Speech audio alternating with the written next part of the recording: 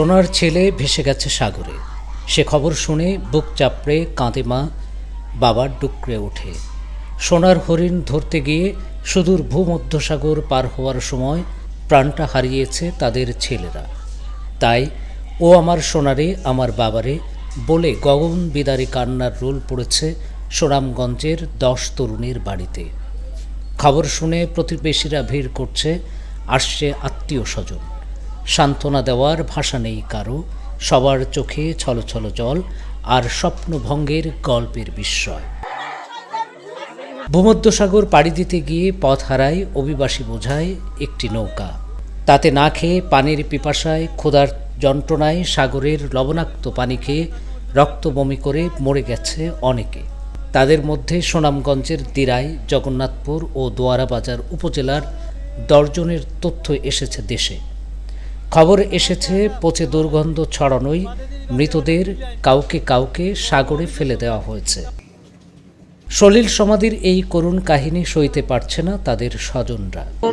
নাম্বারের না ফোন দিছি, জিজ্ঞাসি তুমি কোনানা কইছে আমি কামড়ি গেছি জিজ্ঞাইলাম আমার ভাই আসল যে নাই কিলাকিত হয়েছে। দেখো আমরা একসাথে আসলাম, কজন হয়েছে 40 জন, 45 জন, 18 জন মারা গেছেন। তে আমরা দিছে 32 পিস বিস্কুট।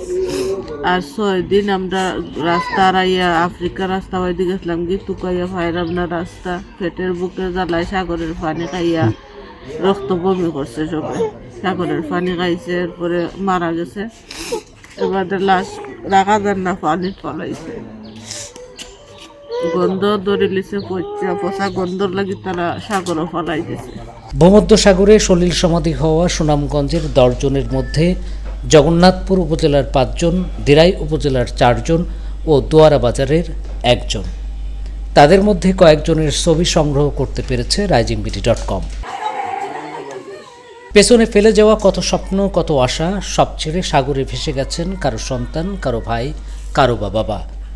28 মার্চ সন্ধ্যা থেকে এই 10টি পরিবারও যেন ভেসে গেছে শোকের সাগরে। আমার কন্ট্যাক্ট ছিল 13 লাখ, আমরা 16-17 লাখ আমার খরচ হই। সব সময় দিচ্ছি তার এখানে বাবতিটা চাইলে দিচ্ছি, দেওয়ার পরে আমার মনে হয় 16 লাখ বা 17 লাখ টাকা হয়েছে। আমার ছেলে যাইতো ইউরোপ যাইতো, স্যার হয়েছে আমি ইউরোপ যাইতাম, ও ইউরোপের জন্য বাবা আমরা আশা করে দিচ্ছি।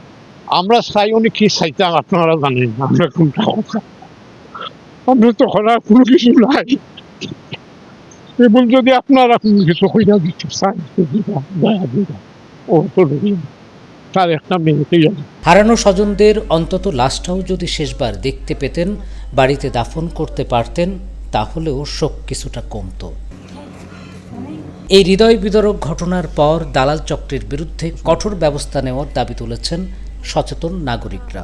আমাদের প্রশ্ন হচ্ছে, এইভাবে বছরের পর বছর এই সমস্ত যুবকদেরকে বিদেশে পাচার করার নামে, নেয়ার নামে কে যে চক্রটি জড়িত আছে তাদের ব্যাপারে সরকারের কোনো দায়বদ্ধতা নেই, দায়িত্ব নেই।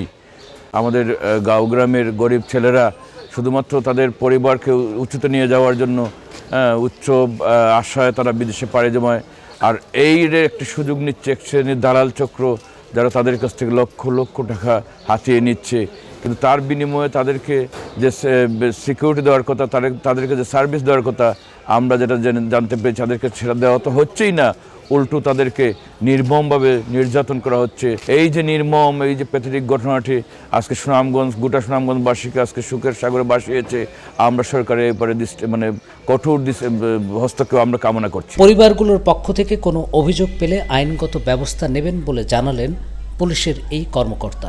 এখন বিভিন্ন গণমাধ্যমে যেটা আসছে, তারপরে আমরা সেটা যাচাই বাছাই করে ওনাদের পরিবারের সাথে কথা বলেছি এবং আমরা জানতে পারছি এই পর্যন্ত জগন্নাথপুরে 5 জন, দিরাইতে 4 জন এবং দোয়ারাবাজারে 1 জন, মোট 10 জন এর মৃত্যুর খবর আমরা এটা নিশ্চিত করতে পেরেছি। আমরা এটা আমাদের কর্তৃপক্ষকে এবং বিভিন্ন সংস্থায় এটা ফরওয়ার্ড করতেছি এবং তাদের পরিবারের পক্ষ থেকে যদি কোনো কিছু থাকে সেটি আমরা পরে যাচাই বাছাই করে আইনগত ব্যবস্থা যদি দরকার হয় তাহলে আমরা সেটা গ্রহণ করব। আমরা 2টা নাম পেয়েছি, আমরা বাড়িতে লোক পাঠাই, দেখি আমরা আসলে ওইটা নিশ্চিত হতে পারিনি এখন ওই 2 জনের ব্যাপারে, তবে 2টা নাম পেয়েছি।